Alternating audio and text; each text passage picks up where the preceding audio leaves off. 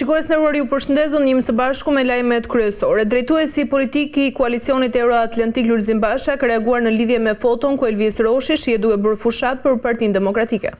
Drejtuesi politik i koalicionit Euro-Atlantik Lulzim Basha ka reaguar në lidhje me foton ku Elvis Roshi shihet duke bërë fushat për Partinë Demokratike. Në një postim në Facebook, Basha shkruan se kush voton PD voton Elvis Roshin. Ai gjithashtu bën thirrje shtetarëve të refuzojnë Edi Ramën dhe bishtat e tij. Kush voton Partinë Demokratike voton Elvis Roshin, jo Edi Ramën dhe bishtat e tij. Voton numrin 4, voto koalicionin Euro-Atlantik, shkruan Basha. Ish kryebashkiaku socialist i Kavajës Elvis Roshi po bën fushat për kushërinë e tij Elton Roshi, i cili kandidon në siglën e koalicionit PD Aleanca për Shqipërinë Madhështore.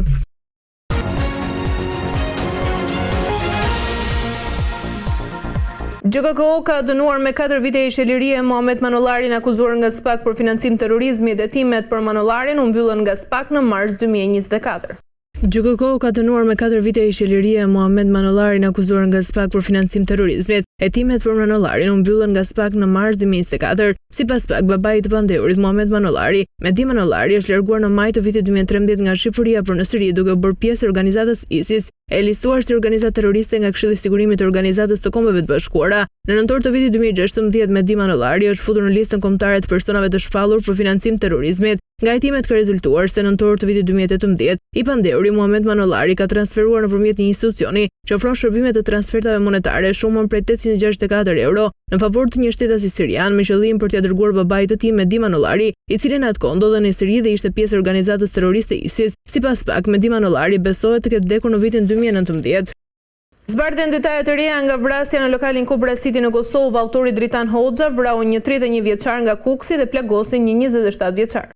Zbardhen detajet të reja nga vrasja në lokalin Kobra City në Kosovë. Autori Dritan Hoxha vrau një 31 vjeçar nga Kuksi dhe plagosi një 27 vjeçar. U deklarua se motivi i vrasjes së plagosjes ishte mospagimi i faturës prej 400 euro. Dëshmitaria me inicialet e asaj, e cila ka qenë e punësuar në atë lokal, deklaroi se i pandeuri Roland Susuri kishte hequr CD-n e kamerave të sigurisë dhe kishte para të me armë. Sipas saj, motivi i vrasjes nuk kishte lidhje me një faturë prej 400 eurosh. E kanë parë Rolandin duke e tërhequr nga rryma një pajisje dhe duke nxjerrë CD-n. Madje më tha çka po i çel syt. Ai kishte me vetë armë, dëshmoi dëshmitaria. Dëshmitaria tha gjithashtu se ishte kërcënuar nga Susuri përmes të dashurës së tij, pasi ajo kishte përmendur emrin e tij gjatë një deklarate në prokurori. Ajo shtoi se ditën e ngjarjes kishte parë armë në 2 grupet e përfshira në incident, si tek palët të ndjerit nga Kuksi, ashtu edhe tek grupi i Susurit. Sipas saj, disa minuta pasi Dibran Hoxhaj kishte hyrë në lokal dhe kishte ngritur zërin ndaj stafit për dëmet që ishin shkaktuar lokalit, mbërriti policia. Qeveria ka insinuar ndryshime ligjore në kodin doganor shqiptar, të cilat synojnë qartësimin, plotësimin, saksimin dhe harmonizimin e disa dispozitave. Qeveria ka iniciuar ndryshimin ligjor në kodin doganor shqiptar, të cilët synojnë qartësimin, plotësimin, saktësimin dhe harmonizimin e disa dispozitave me qëllim lehtësimin e procedurave për operatorët ekonomik në aspektin procedural, nga pikpamja regjimeve garancisë origjinës, ankimit, pagesës dhe kamatvonesave. Për detyrimet e papaguara, sanksioneve ashtu dhe ato të parafrimit të mëtejshëm në kuadër të aderimit në Konventin e Transitit të Përbashkët. Gjithashtu, projekti ligjor i hedhur për konsultim publik synon qartësimin e aplikimit nga autoritetet doganore të sanksioneve për shkeljen e kodit doganor, eliminimin e qëndrimeve subjektive të administratës apo auditeve në përgjithësi. Ndryshimet më të prekshme lidhen me disa korrigjime që janë bërë pjesë së shkeleve, duke menjanuar përfshirjen e të njëjtave parashikimeve në 2 nene, si dhe është vendosur një limit për kamatvonesën për detyrimet e papaguara. Sipas projektligjit, shuma maksimale e kamatvonesës që zbatohet nga autoritetet doganore nuk duhet të tejkalojë shumën e detyrimeve të importit ose eksportit, mbi të cilat zbatohet kamatvonesa.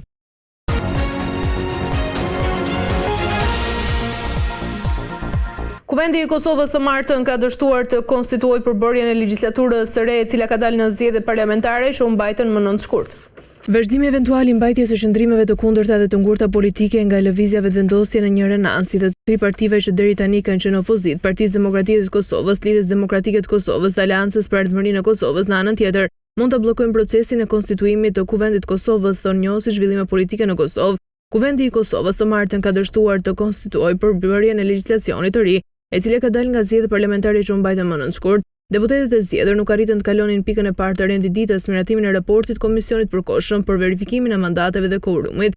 PDK-ja, LDK-ja dhe AK-ja kanë votuar kundër raportit për shkak se sipas tyre anëtarët e qeverisë në detyrë që janë zgjedhur për deputet nuk i kanë dorëzuar me kohë dorëshe detyrë nga postet ekzekutive, siç parashihet me ligjin në qeverinë. Neni 26 i këtij ligji përcakton që anëtarët e ekzekutivit, të cilët janë zgjedhur deputet, duhet të japin dorëheqje nga postet në ekzekutiv një ditë para certifikimit të tyre nga ana e Komisionit Qendror të Zgjedhjeve. Albin Kurti, kreu i lëvizjeve të vendosje, e cila ka fituar zgjedhjet më 15 prill, i ka dërguar kryetarit të legjislaturës së kaluar të Kuvendit, Glauko Njuca, një letër për njoftimin e dorëheqjes. Ministri i Mbrojtjes së Kosovës Eyub Maqedonsi në intervistë në margjinat e forumit diplomatik të Antalyas deklaroi ekskluzivisht se Bullgaria është gati të bashkëngjitet marrëveshjes ushtarake të firmosur mes Kosovës, Shqipërisë dhe Kroacisë. Ministri i Mbrojtjes së Kosovës Eyub Maqedonsi në një intervistë në margjinat e forumit diplomatik të Antalyas deklaroi ekskluzivisht se Bullgaria është gati të bashkëngjitet marrëveshjes ushtarake të firmosur mes Kosovës, Shqipërisë dhe Kroacisë.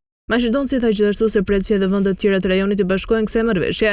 Kemi një konfirmim nga Bullgaria, e cila ka diskutuar më herët me ministrin kroat për mundësinë që të bashkangjitet kësaj marrëveshje trilaterale. Mirëpo besoj plotësisht që edhe vendet e tjera të rajonit, sidomos ato që ndajnë vlera të përbashkëta me ne dhe që ndajnë normalisht dhe interesa të përbashkëta, sepse nuk mjaftojnë vetëm vlerat, do të bashkëngjiten në këtë marrëveshje, le të themi në këtë deklaratë, e cila edhe një herë po e theksoi gjithmonë synim ka paqen, stabilitetin dhe sigurinë, deklaroi më tej ministri Eyub Maqedonsi. Këtë vit Bashkimi Evropian pritet ta shpërthejë mekanizmin e pezullimit të vizave duke e bërë më të lehtë Brukselit të heqë regjimin pa viza për qytetarët e 61 vendeve që aktualisht nuk e gëzojnë atë, përfshirë të gjitha vendet aspirante për anëtarësimin në BE në Ballkanin Perëndimor, si dhe Gjeorgjinë, Moldavinë dhe Ukrainën.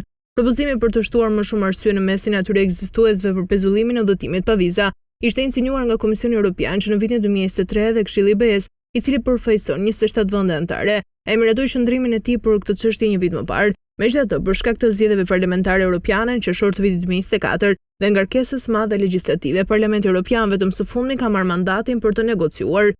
Javën e kaluar u mbaj dialogu i parë ndërmjet 3 institucioneve mbi legjislacionin e propozuar me qëllim arritjen e një marrëveshje gjatë presidencës polake të Këshillit të BE-s, e cila zgjat deri në fund qershorit. Nëse gjithçka shkon mirë, ligji i ri pritet të hyjë në fushë në fillim të vjeshtës. Në thelb, bloku po bëhet shumë i ashpër ndaj liberalizimit të vizave, duke reflektuar një ndryshim më të gjerë së pari për të luftuar çdo formë migracionit palishëm në BE dhe së dyti për të përdorur potencialisht regjimin e vizave si mjet politik për të ushtruar presionin mbi vendet e treta. I zhytur në letër lexoi programin e tij qeverisës në parlament. Kryeministri i ri i Serbisë Gjuro Matsuti rreshtoi pikat e tij kryesore në një fjalim para deputetëve që jepte përshtypjen se ishte përgatitur në zyrën e presidentit Vučić. I zhytur në letër lexoi programin e tij qeverisës në parlament. Kryeministri i ri i Serbisë Gjuro Matsuti rreshtoi pikat e tij kryesore në një fjalim para deputetëve që të jepte përshtypjen se ishte përgatitur në zyrën e presidentit Vučić. Ai pretendoi se një nga sfidat më të mëdha të qeverisë së re do të jetë ashtu quajtur mbrojtja e sovranitetit dhe integritetit territorial të Kosovës, duke vazhduar kështu linjën e gjatë të kryeministrave serb që kanë humbur lidhjen me realitetin. Matsuti paralajmëroi vendimin e blerjes së ndikimit të Beogradit tek serbët e Kosovës përmes pagave dhe pensioneve. Ai lëshoi dhe akuzën në drejtim të perëndimit duke pretenduar se po shfrytëzojnë problemet e brendshme të Serbisë, siç tha në parlamentin e Beogradit për t'i dhënë një vrull të ri promovimit të agjendave të njëanshme të institucioneve të përkohshme të veçeverisë së Prishtinës. Kryeministri i ri foli dhe për një luftë në disa drejtime me pretendimin për të mbrojtur serbët nga përsekutimi dhe shfarosja, me një prej tyre që do të bëhet përmes listës serbe. Ky sukses tregon gatishmërinë e serbëve për një luftë të palëkundur politike dhe qeveria do t'i ndihmojë ata në këtë luftë për të arritur gjithçka që u garanton e drejta ndërkombëtare, veçanërisht marrëveshja e Brukselit, zbatimin e plotës së cilës ne do ta mbrojmë vazhdimisht kudo, duke luftuar për mbijetesë dhe të drejtat e popullit tonë në provincë, ku ekziston një kërcënim i vazhdueshëm se Prishtina do të kryejë në mënyrë të njëanshme, shumë dhe me sponsorizimin e forcës, do të përpiqet të arrijë qëllimet e saj.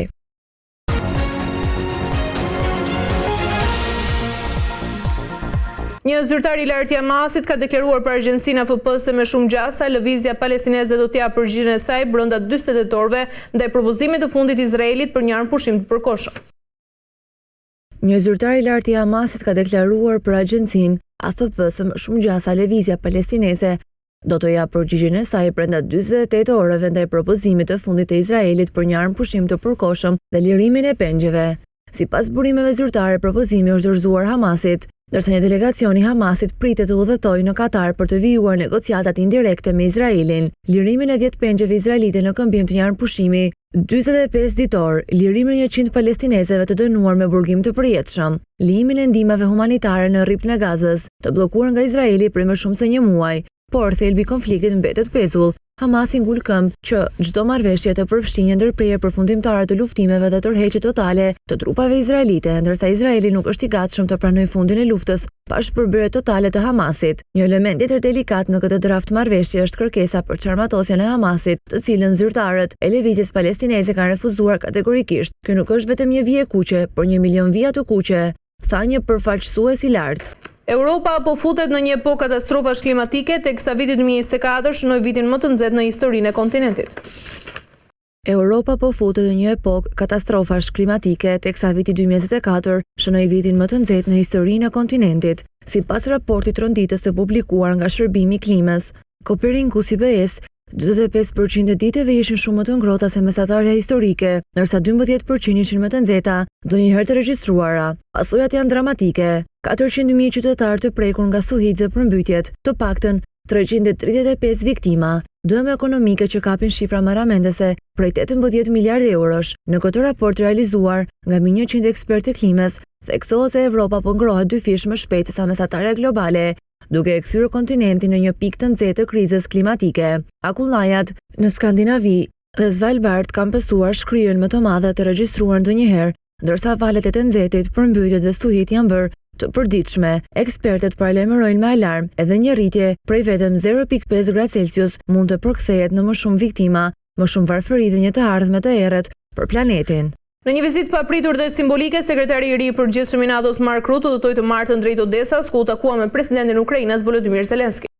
Në një vizitë papritur dhe simbolike, sekretari i ri i përgjithshëm i NATO-s Mark Rutte udhëtoi të martën drejt Odesas, ku u takua me presidentin e Ukrainës Volodymyr Zelensky, në një moment kur Rusia sapo kishte goditur rënd qytetin Sami, duke lënë viktimat pafajshëm pas.